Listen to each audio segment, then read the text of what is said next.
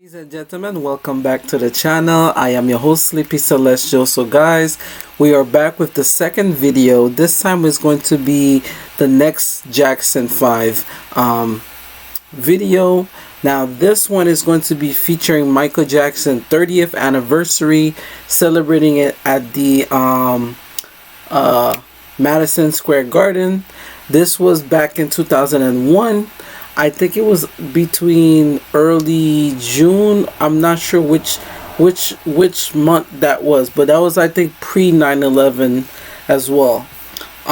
This was an amazing experience seeing Michael Jackson celebrate his 30th anniversary of his career, of Thriller and everything. It was such a surreal moment.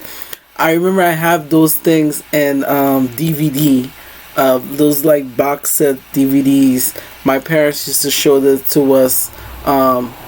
So it's cool that my parents are still with me, God's grace, and they always tell me about, the impact when they were growing up back in, the Caribbean, especially in Haiti, the impact of Michael Jackson at that time and the whole world. Like, there's people that don't even know certain things on TV, but they knew Michael Jackson's name. This was an amazing era to be there. You had Whitney Houston, you had Usher being there, the Destiny's Child performed, Beyonce performed for Michael Jackson. This goes back so hard. Those artists that perform at that time, you could tell how much they love Michael. And this was also the time when Whitney was going through her battles. And I remember they were talking, I think Michael and Whitney kind of shared a moment. I think it was backstage, or I'm not sure which one of them, but it goes to show, like, it was a lot going on. But to see the impact of what Michael did, and he brought out his brothers and they perform Can You Feel It? And I think this was beautiful. And then the stage itself, how they had like 5 different mirrors, portals, where they could actually walk in or so. So I can't wait to cover this. Now, mind you guys, this is back in 2001.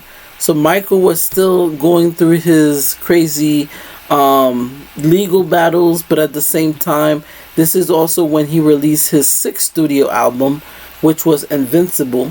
So that to me shows the longevity and the impact of Michael Jackson. Like I said, going through this experience this year, going through his catalog, and let me tell you guys, I'm one of the few people that could honestly say, not only I have his entire catalog of like his songs on my phone, but I also plan on getting all of his vinyls. That is something that's a goal for me, because I'm almost done with Beyonce's catalog of albums. I literally got Cowboy Carter, Renaissance. I also have Lemonade, and I also have the physical CD of Lemonade back in 2016. I also have 4. So I'm collecting some of my favorite artists of all times, their catalog, and hopefully when I ever get like a bigger room, I want to display it in the background. So I'll have architectural and music to the side. But like I said, this is gonna be an amazing one. So this is the Jackson 5 celebrating with Michael Jackson's 30th anniversary at the Grand Madison Square Garden in New York. Oh my God, this was a moment, and it gives me chills to think that this was roughly almost 2 decades or so. Some of our legends were still with us, and to see this moment, it's surreal. It's surreal to see how time really kind of moved forward and changed. One of the biggest, still the biggest artists in the world, sharing his platform or opening up, having people open up for him that will be future on become legends in their own right. So without further ado, Can You Feel It by the Jackson 5 and featuring the great Michael Jackson.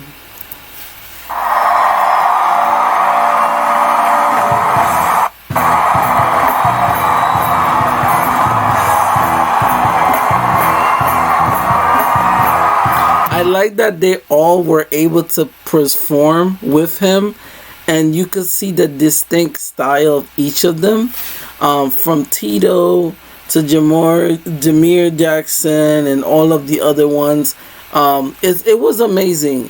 I think it was a surreal moment, and that crowd in the Madison Square Garden was fucking packed. Like, I just love this. When he took the stage with his brothers.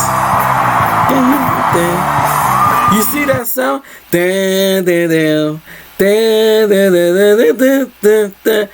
If I could tell you this little segment of that song sample, Beyonce took that for Coachella. When it was like and everybody looked back like this. Like, this goes to show Beyonce studied the great, and she make it her own. Like, Micheal, man, it just puts a smile on my face, man. Like, this man is such an incredible soul, an incredible human being that we lost. You know, it's just.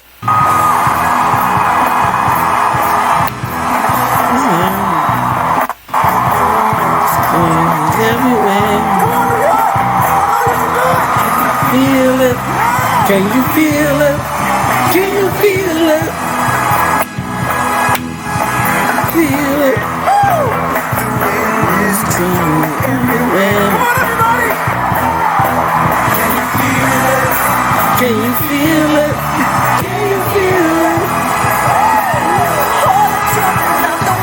Micheal!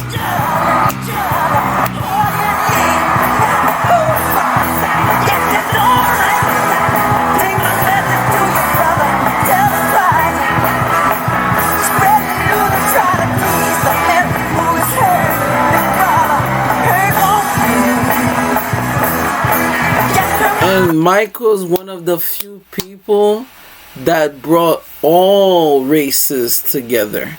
There's one of the songs that I love. I think it was called What's Black and What's White. Yeah, yeah, yeah. Like, I love that song. Like, it don't matter if you black or white. And then you start seeing these people, like, their face, they start morphing into other people, indicating that no matter what we look like, language, love, music, that's what connects us all. And I think that was such a powerful message, because that used to come on every time right before Pokemon on Kids WB or so. Like, I remember it like it was yesterday, guys.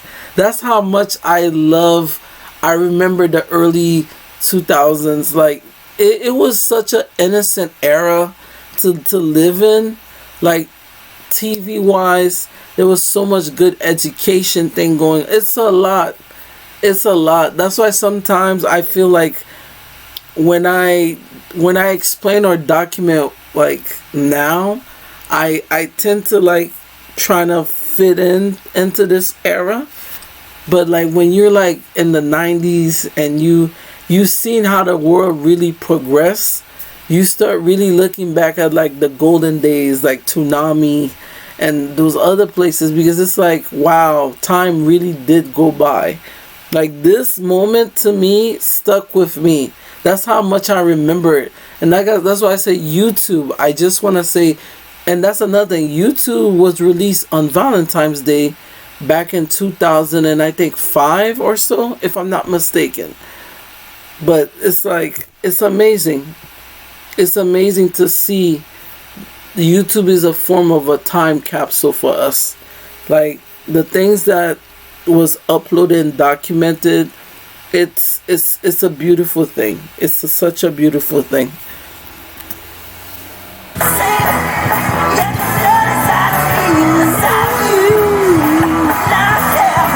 Can you feel it? Can you feel it? Can you feel it? Can you feel it? He was like, woo!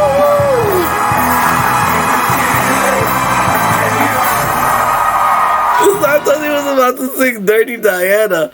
Like, whenever Michael's standing in, like, a ventilation space, and then his clothes is blowing in the air, you would tell you like, I thought the beat of Dirty Diana is gonna start like doon doon doon doon doon doon doon doon doon.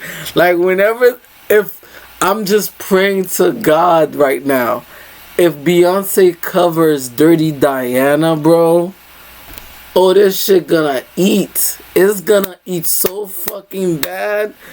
Like I don't think I'm ready for this shit. Or, you know, a new version or a version of Purple Rain. I think she's gonna give this to us for Act 3.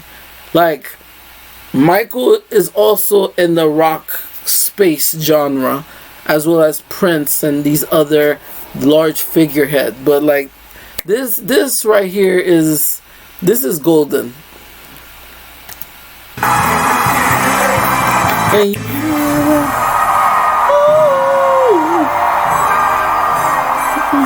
that's beautiful. Like I said, guys, we're gonna stop it here. This was amazing. I felt blessed again to witness Michael Jackson, his videos, his moment that he cherished on stage. And he always said this: he gives 1000% to his fans. And you know, I think what's beautiful is he never forgot where he came from, you know, and the impact his family has on the music industry. It's generationally revered, you know. Thank you guys so much. This was an amazing treat. This was an amazing experience. I did tell you guys we were gonna drop something special on Valentine's Day. I hope you guys are enjoying this journey with me of remembering Michael Jackson and gearing up for his movie that will be released by his nephew. Also, I haven't watched the trailers or anything. I just want to stay away to be surprised. I want to take this moment and just take it in and just immerse myself into this wonderful energy and this wonderful human being that we lost.